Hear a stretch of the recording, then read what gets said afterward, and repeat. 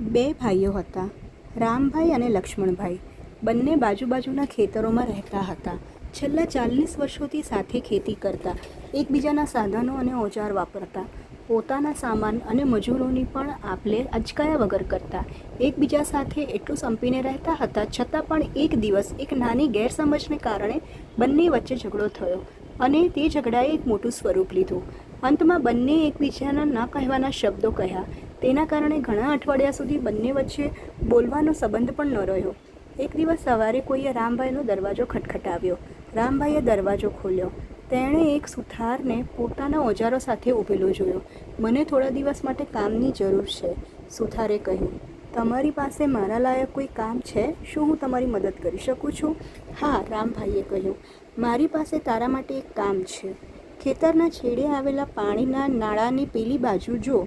તે મારો પડોશી છે. હકીકતમાં તે મારો નાનો ભાઈ છે. ગયા અઠવાડિયે ત્યાં એક ઘાસનો મોટો ક્યારો હતો.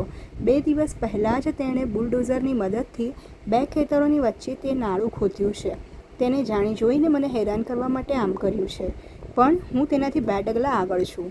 ત્યાં કોઠારમાં રાખેલા લાકડાનો ઢગલો દેખાય છે, તો મારી ઈચ્છા છે કે તું એક 8 ફૂટની વાડ બનાવ, જેથી મારે તેનું ખેતર કે તેનું મોઢું ન જોવું પડે.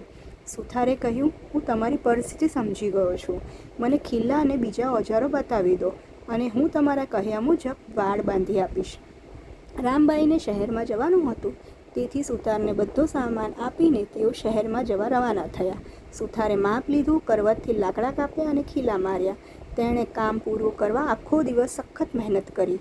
સંધ્યા સમયે જ્યારે રામભાઈ પાછા આવ્યા ત્યારે સુથારનું કામ પૂરું થયું. રામભાઈ સુથારનું કામ જોઈને સ્તબ્ધ થઈ ગયા. તેના પગ જમીનમાં જકડાઈ ગયા. ત્યાં વાડને બદલે પુલ હતો.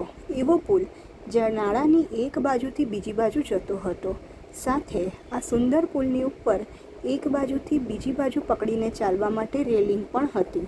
અને તેનો પડોશી, જે તેનો નાનો ભાઈ લક્ષ્મણ હતો, તે પોતાના બંને હાથ ફેલાવીને તેની તરફ આવતો હતો. તેણે કહ્યું, મોટા ભાઈ, તમે કેટલા સમજો છો? મેં તમને આટલા બધા અપશબ્દો કહ્યા, છતાં પણ તેની અવગણના કરીને તમે પુલ બનાવ્યો. બંને ભાઈઓ પુલના બંને છેડે ઊભા હતા. તેઓ બંને પુલની વચ્ચે આવીને મળ્યા. બંને એકબીજાનો હાથ પકડી લીધો. ત્યારે તેમની નજર સુથાર પર પડી, જે પોતાના ઓજારોની પેટી ખભા પર ઉચકીને જઈ રહ્યો હતો. રામભાઈએ તેને બૂમ પાડી, ઊભો રહે, તું થોડા દિવસ માટે રોકાઈ જા. મારી પાસે તારા માટે હજુ બીજું ઘણું કામ છે. સુથારે જવાબ આપ્યો, હું જરૂર રોકાઈ જાત, પણ મારે હજી ઘણા પુલ બનાવવાના છે.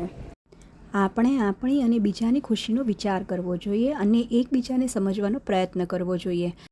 આપણે નાળું ખોદવાના બદલે પુલ બાંધવો જોઈએ. મિત્રો, જો સ્ટોરી ગમી હોય તો ચેનલને સબસ્ક્રાઈબ કરો, વિડીયો લાઈક કરો અને તમારા મિત્રો સાથે શેર કરો. ધન્યવાદ.